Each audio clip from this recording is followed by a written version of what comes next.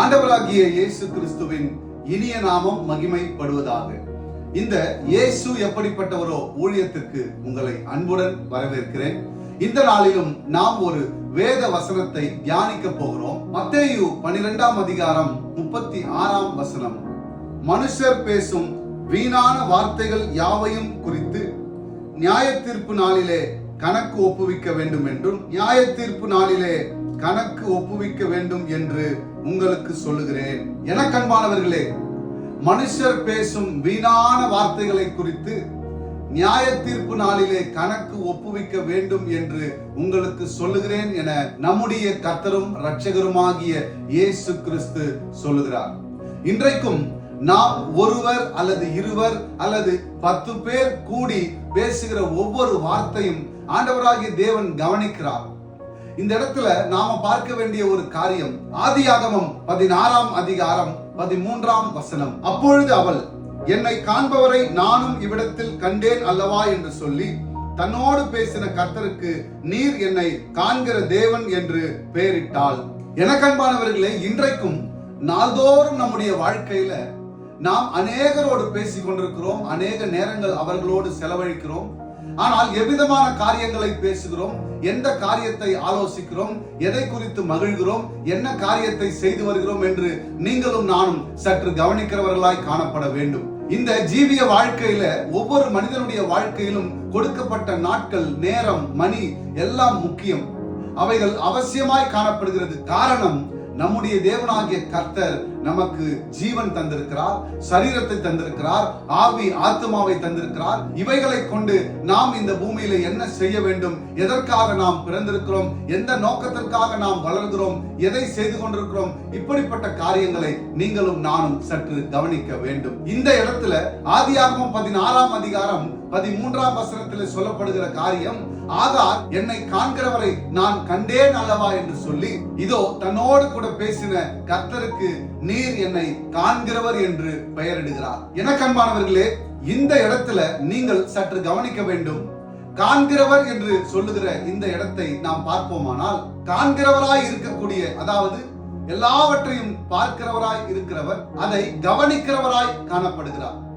கவனிக்கிறவர் அதை குறித்து விசாரிக்கிறார், விசாரிக்கிறவர் அதற்கு நியாயம் செய்வார். எனக்கு அன்பானவர்களே, இந்த முந்தின வசனத்தோடு கூட நாம் ஒப்பிட்டு பார்ப்போமானால், மனுஷர் பேசுகிற வீணான வார்த்தைகளை குறித்து நாம் நியாய தீர்ப்பு நாளிலே கணக்கு ஒப்புவிக்க வேண்டும் என்று சொல்லுகிறதை சற்று கவனிக்க வேண்டும். ஆகார் சொல்லுகிறபடி காண்கிறவர் கவனிக்கிறார், கவனிக்கிறவர் விசாரிக்கிறார், விசாரிக்கிறவர் நியாயம் செய்வார். அப்படி நியாய தீர்ப்பு நாளிலே அவர் நியாயம் கேட்கும் போது நாம் அப்படிப்பட்ட கணக்குகளை ஒப்புவிக்க வேண்டும். எனக்கு அன்பானவர்களே, இந்த இடத்துல சங்கீதம் 139ஆம் அதிகாரத்தை நாம் வாசிப்போமானால், சங்கீதம் 139 ராகத் தலைவனுக்கு ஒப்புவிக்கப்பட்ட தாவீதின் சங்கீதம். கர்த்தாவே, நீர் என்னை ஆராய்ந்து அறிந்திருக்கிறீர், என் உட்கார்தலையும் என் எழுந்திருக்குதலையும் நீர் அறிந்திருக்கிறீர், என் நினைவுகளை தூரத்திலிருந்து அறிகிறீர், நான் நடந்தாலும் படுத்திருந்தாலும் என்னை சூழ்ந்திருக்கிறீர், என் வழிகள் எல்லாம் உமக்கு தெரியும், என் நாவில் சொல் பிறவாததற்கு முன்னே இதோ கர்த்தாவே அதையெல்லாம் நீர் அறிந்திருக்கிறீர், முற்புறத்திலும் பிற்புறத்திலும் நீர் என்னை நெருக்கி உமது கரத்தை என் மேல் வைக்கிறீர். இந்த அறிவு எனக்கு மிகுந்த ஆச்சரியமும் எனக்கு எட்டாத உயரமுமாயிருக்கிறது.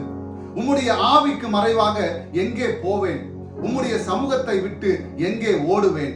நான் வனாந்தரத்திற்கு ஏறினாலும் நீர் அங்கே இருக்கிறீர், நான் பாதாளத்தில் படுக்கை போட்டாலும் நீர் அங்கேயும் இருக்கிறீர், நான் விடியற் காலத்து செட்டைகளை எடுத்து சமுத்திரத்தின் கடையாந்திரங்களிலே போய் தங்கினாலும் அங்கேயும் உமது கை என்னை நடத்தும், உமது வலதுகரம் என்னை பிடிக்கும். எனக்கன்பானவர்களே, இந்த 139 1ஆம் வசனம் முதல் 10 வசனங்கள் வரையிலும் சொல்லப்படுகிற காரியங்கள், நான் உமக்கு முன்பாக எங்கே போவேன், நான் உட்காரும் போது, படுக்கும் போது, நடக்கும் போது, பேசும்போது, எப்படிப்பட்ட செய்கைகளை செய்து கொண்டிருந்தாலும், ஒருவேளை பாவமான, அகங்காரமான அல்லது மீறுதலான, துரோகமான, பொய்யான பேச்சு, வார்த்தை, ஒரு மனிதனுக்கும் இன்னொரு மனிதனுக்கும் உண்டான பகை, எப்படிப்பட்ட காரியமானாலும் எப்படிப்பட்ட காரியமானாலும் தேவனாகிய கர்த்தர் சமூகத்திலிருந்து தப்ப முடியாது என்பதை இந்த 139 1 முதல் 10 வசனத்திலே பார்ப்போமானால் நாம் அதை நன்றாய் புரிந்து கொள்ளலாம்.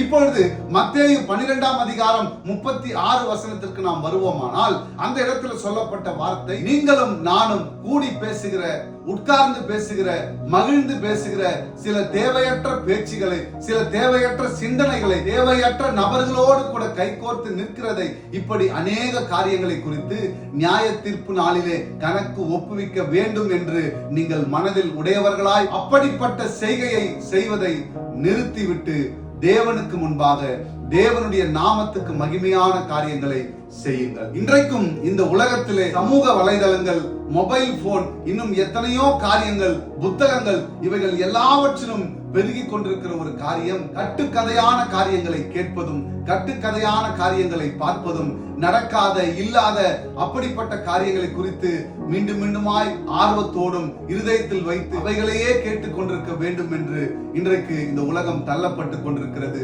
எனக்கு அன்பானவர்களே, நம்முடைய வாழ்க்கையின் நோக்கம் என்ன?